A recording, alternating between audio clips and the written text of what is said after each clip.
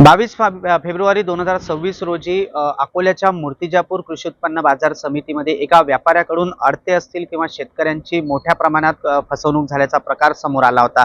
यावर 4 मार्च 2026 रोजी मूर्तिजापूर शहर पोलीस स्टेशन या ठिकाणी गुन्हा देखील नोंदवण्यात आला होता।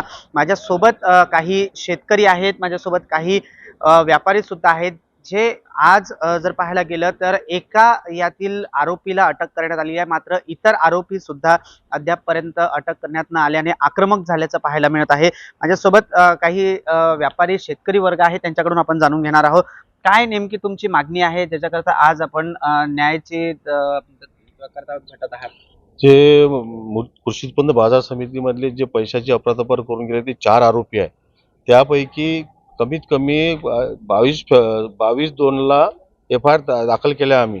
तेव्हापासून अद्याप दीड महिना झाला, तर आता एक आरोपीला त्यांनी अरेस्ट केली, पण बाकी जो मुख्य आरोपी आहे 3 त्यांना अजून अटक केली नाही। पण आमची अशी मागणी आहे अडत्याकडून की त्यांना जर लवकर अटक केली नाही तर आम्ही मार्केट बंद ठेवू, नाही तर आम्ही आमचा साखळी उपोषणाचा इशारा देतो।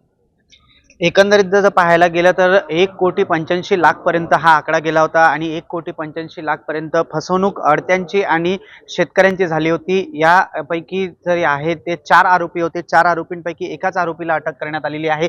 आणखीन काही माझ्यासोबत आहेत, त्यांच्यासोबत जाणून काय दादा सांगाल, किती रुपयाची फसवणूक झाली होती आपली आणि समाधानी आहात का ज्या प्रकारे पोलीस प्रशासनाच्या वतीने कारवाई करण्यात आली त्याच्यावर? माझी पूर्ण फसवणूक 19,549 रुपये माझी फसवणूक झालेली आहे आणि तो मला म्हणत होता की 18 तारखेला तुमचा पेमेंट येऊन जाणार आहे। एक चेक लागलेला होता आणि 19 तारखेला त्याला कॉल केला आणि त्यानं 19 तारखेला संध्याकाळपासून त्याचा फोन बंद येत होता।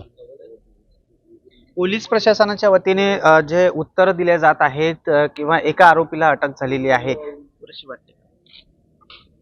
आम्हाला असं वाटते की जे मुख्य आरोपी अद्यापही फरार आहे, त्याला सुद्धा अटक करण्यात आली। अलका सुनील अग्रवाल तर ते अजून फरार आहेत। हा सह आरोपी आहे आणि सर्व मुख्य आरोपी आणि सह आरोपी अटक करून त्याची संपत्ती सील करून आमचे पैसे लवकरात लवकर देण्यात आहे। आम्ही व्याजानं पैसे आणतो, आम्हाला बाजाराचे पैसे देणं आहे। काही शेतकरी देखील माझ्यासोबत आहेत जे आक्रमक झालेले आहेत, त्यांच्यासोबत जाणून घेणार आहोत। काय सांगाल? आमची हेच अपेक्षा आहे साहेब की जे आमचे पैसे त्यांच्याकडे आहे त्यांनी ते पैसे आम्हाला देण्यात यावे, बस विनंती आहे। दुसरं काही शासनाकडून किंवा ज्याच्याकडे पैसे आहे त्यांनी पैसे आम्हाला मिळण्यात यावे।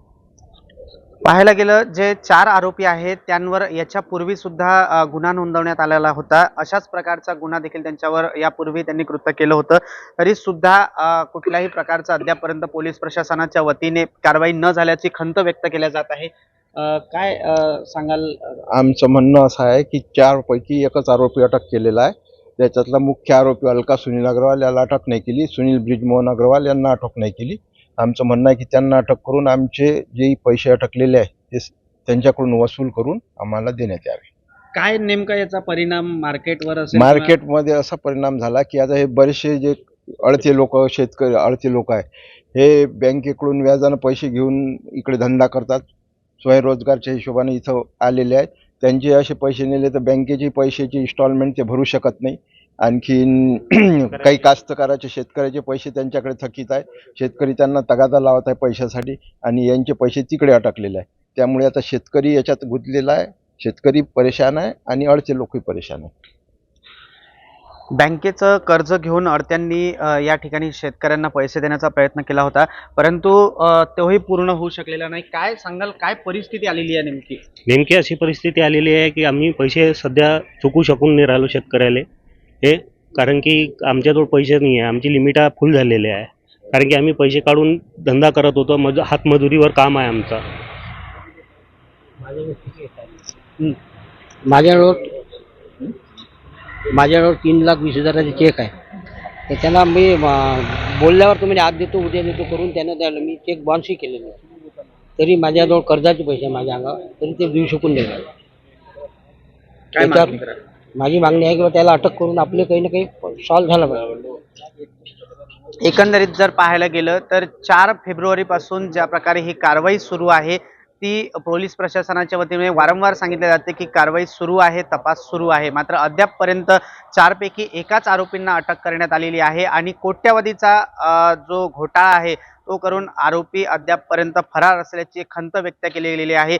येणाऱ्या काळामध्ये जर या उर्वरित जे आरोपी आहेत त्यांना जर अटक न केल्यास आम्ही मार्केट बंद करू अथवा साखळी उपोषणाचा इशारा सुद्धा ज्या प्रकारे व्यापारी वर्ग आहे किंवा अडते असतील किंवा शेतकरी यांच्या वतीने देण्यात आलेला आहे. प्रतीक कुरेकर, LS मराठी, मूर्तिजापूर, अकोला.